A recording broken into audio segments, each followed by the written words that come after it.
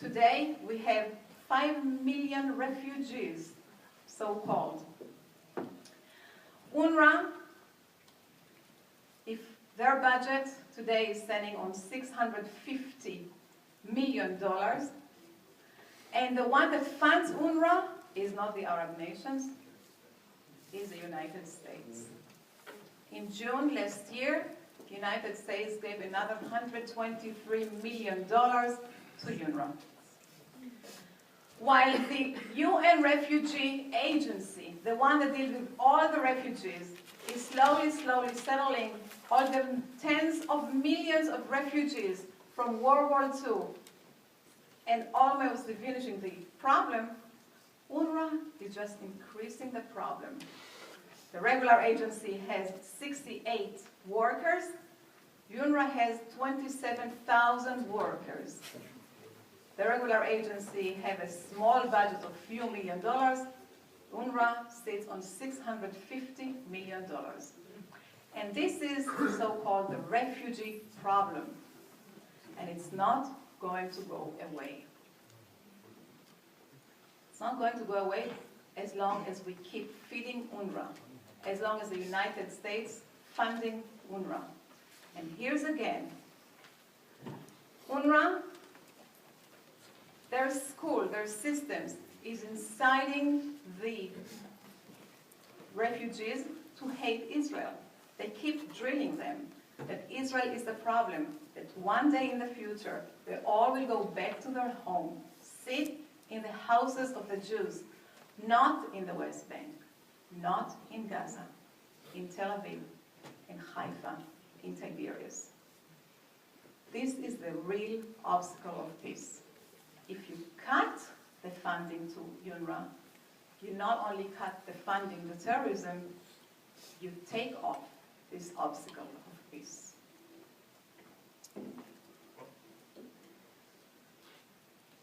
And let me finish by saying that after Israel enemies realized that they cannot beat Israel by war, after all, 7 wars is a big number, that they cannot demolish the Jewish state by terrorism.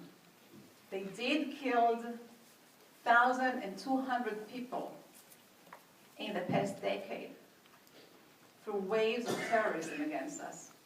But still, the Jewish state is up on her feet, growing, developing. They decided to take a very devastating weapon, a completely different one. It's called lawfare, it's called BDS. They first tried to indict IDF soldiers for war crimes in courts that agree to take such sort of actions. They go to Europe, they go to South Africa, and bring war crimes complaints against IDF soldiers. They also call to boycott Israel, boycott Jewish companies, Israeli companies, divest from Israel, and put sanctions on Israel. And this, believe it or not, become a national risk, a danger risk to the existence of Israel, because this problem is just growing and growing. So I will tell you what step we took in one of the most problematic efforts against Israel, the flotilla to Gaza. In May 2010, 500 pro-Palestinian anarchists wanted to breach the sea blockade that Israel imposed over Gaza. They claimed that there is a humanitarian crisis in Gaza, and they want to bring food and merchandise into Gaza. Israel asked these 500 anarchists to bring them the merchandise and the food, and they will deliver it safely and nicely to Gaza. But the anarchists refused. They wanted to see a big picture of them sailing on a big boat, fighting against the IDF soldiers on sea. And you know what? They got it. They hired a very big boat, the Mavi Marmara, a Turkish boat. They gathered all 500 of them. They sailed towards Israel. Israel sent the Navy to stop them. The Navy asked the boat to stop. They refused. And Israel, with helicopters, brought down seals, going down from the ropes into the boat. The seals were unarmed because they thought there were peace activists on the boat. So these soldiers got almost lynched on the boat by the unarmed anarchists. There was a big fight on the boat. 9 anarchists got killed, and many IDF soldiers got severely injured. Some of them are staying in hospital until today. That caused a disaster to the state of Israel, not only in terms of PR, in terms of war crimes. Turkey is managing a trial against the IDF soldiers on the boat, indicted them for war crimes. In terms of foreign relationship, until recently, United States and Europe put tremendous pressure on Netanyahu to apologize before the Turkish, and Bibi Netanyahu did not have a choice but to apologize. So these anarchists saw that there was a big success. They wanted to repeat it the next year. But this time, not with 1 boat, but 15 boats, and not with 500 anarchists, but 1,500 anarchists. They gathered celebrities, they gathered authors, they gathered European Parliament members, they gathered a sister-in-law of Tony Blair. They all want to breach the sea blockade that Israel imposed against Gaza. This time, not from Turkey, who learned its lesson, but from Greece. We were thinking what we can do in order to stop the boat from sailing before they get into the sea, before there is another bloodshed scene on the ocean. And we're thinking what we can go after, what we can block that all the boats need in order to sail, by legal means. And we came to the conclusion that all the boats need maritime insurance.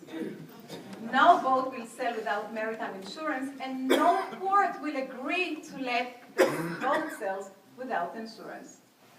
So we sent warning letters to all the maritime insurance companies in the world. There are not so many of them, only 30. And told them that by providing insurance to the boats who are participating in the flotilla, they are aiding and abetting a terror organization. Because the end goal of the boats is helping Hamas in Gaza, which is a designated terror organization. And by providing services to the terror organization, they are risking civil liability and criminal liability in the United States by violating the Anti-Terrorism Act. We figured that if they Google our name, they will see that we already won judgment against organizations that had helped terror organizations. The first company to answer that was Lloyd's of London, who said that indeed Hamas is a designated organization in Israel, United States, Europe, and Canada, and they have no intention to insure the boats. And if we give them the maritime international numbers, they will cancel the insurance of the boat. We didn't have such information, but the Israeli Navy did. We consulted with them.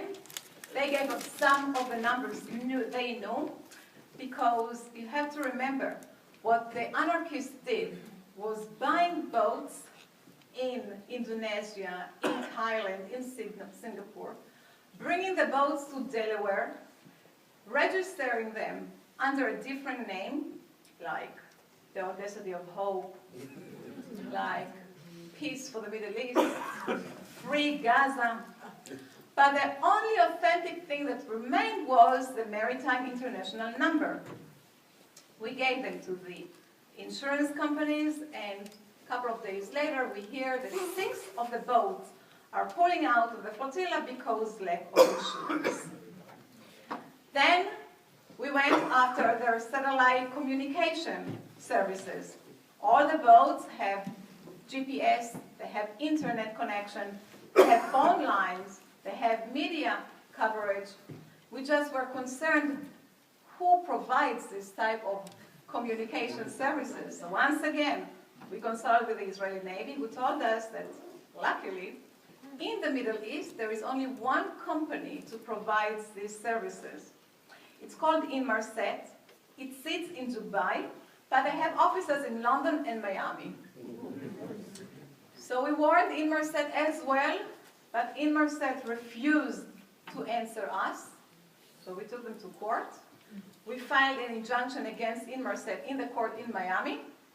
And 2 days later, we read in the New York Times that the biggest boat, the Mavi Marmara, is pulling out of the flotilla because lack of insurance and other communication problems.